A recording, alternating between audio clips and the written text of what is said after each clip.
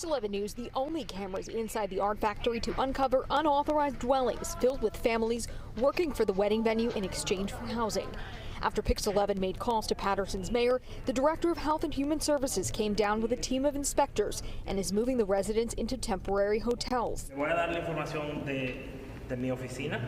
The tip-off came from an art factory bride who also rented space in the building for her nonprofit and said she knew workers were living here. Oh, the red door?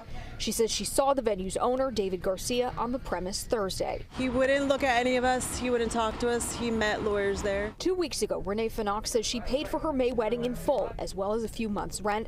But instead of writing checks to the business, she was told to write them to Garcia's wife. I thought it was a little odd, but I just wrote it out to her, and now I understand. Finock has time to replan her wedding, but other brides aren't so lucky and are supposed to walk down the aisle in just days, if they can find an aisle, that is. It has been extremely stressful. A lot of these venues won't even consider us because we have our own caterers who are coming in with these things, so it's also preventing us from finding anywhere. The art factory's lender, Billy Persida, says foreclosure started in April. In my opinion, he certainly shouldn't have been taking deposits knowing he was in foreclosure and not disclosing it. Persida is now trying to assemble vendors and venues that will help out and hopes others will come forward. We have a venue at Henschler Stadium that is right next to the falls, and it may be an option that they can choose. If they'd like to come to use our venue in Cherry Hill, we'd be open to working with them as closely as we can, whether we're the caterer or they want to bring in their own caterer, anything that we could do to help them.